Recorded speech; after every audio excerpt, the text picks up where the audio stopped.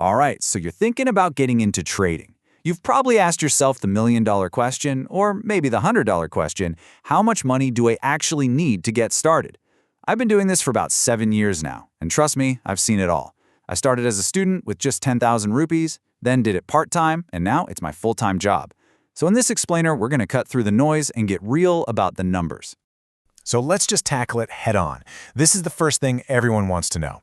Do you just want to learn the ropes? Are you looking for a little side income? Or are you dreaming of going full-time? Because let me tell you, the answer is different for each one.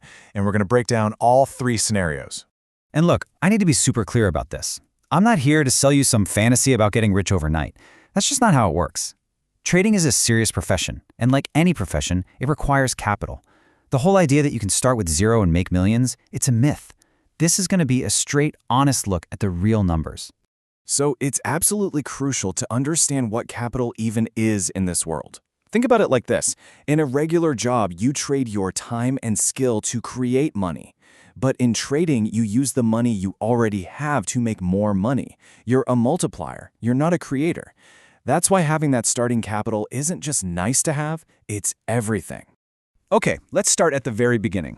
I call this the trader's staircase. And step 1, level 1, is all about one thing: learning. Forget about profits for now. Your only goal at this stage is to get a real education in a live market.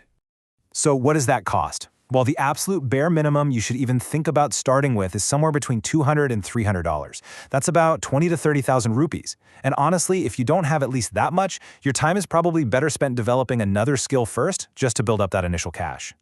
Now, why this specific amount? Because it's just enough to actually get in the game. You can open a real broker account, maybe get a small funded account, and this is the most important part, you can start placing small trades. You have to have real money on the line to feel the pressure, the psychology of it. You just can't learn that from a demo account. And we need to be brutally honest about the goal here. This money, it's your tuition fee. You're paying for your education. Almost every single trader loses this first chunk of money. And you know what? That's totally okay. It's the cost of learning how the markets really move, and more importantly, how you react under pressure. All right, let's climb to the next step on the staircase. So you've gone through the learning phase, you've paid your tuition, and now you're ready to make trading a real side hustle. This is where the capital requirements start to get a bit more serious. For this part-time earnings stage, you're really looking at a capital base of about $1,000 to $5,000. This is the range where you can start pulling in an income that actually makes a difference. You know, with this kind of capital, your options really open up. You can make bigger deposits, which gives you a lot more breathing room. You can buy into those larger prop firm accounts, and that can lead to some pretty decent payouts. This is really the sweet spot for building a steady, consistent side income. So what's a realistic target here? Well, with this much capital and a strategy that actually works, aiming for an extra 10 to 20,000 rupees a month is totally doable. Now, that's probably not quit your job money, but hey, it's a really nice supplement to your main income, right? And now, the final step, the top of the staircase. This is for the people who want to go all in, to make trading their one and only source of income. This is a massive commitment, and yeah, it requires some serious capital. To trade full-time and actually make a living, you're going to need a bare minimum of $10,000 to $15,000.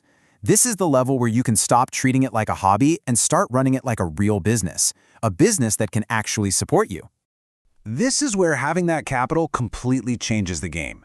It gives you incredible flexibility. You can buy large prop firm accounts, maybe even a $200,000 one, and at the same time, you can fund your own brokerage account. This kind of diversified approach is what lets you manage risk and your finances like a true professional. So what's the goal here? We're talking about earning 1 to 2 lakh rupees a month. In India, that kind of income lets you live a really comfortable life, whether you're in a big city or not. You're completely self-sufficient. And from there, honestly, the sky's the limit. So, let's just quickly recap the whole journey. This trader's staircase is a really clear path.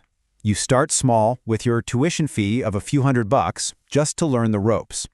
Then you level up to a few thousand to build a real side income. And finally, you aim for that $10,000 to $15,000 mark to go pro. Every step has a purpose, and every step has a price. And this is the brutal, honest truth.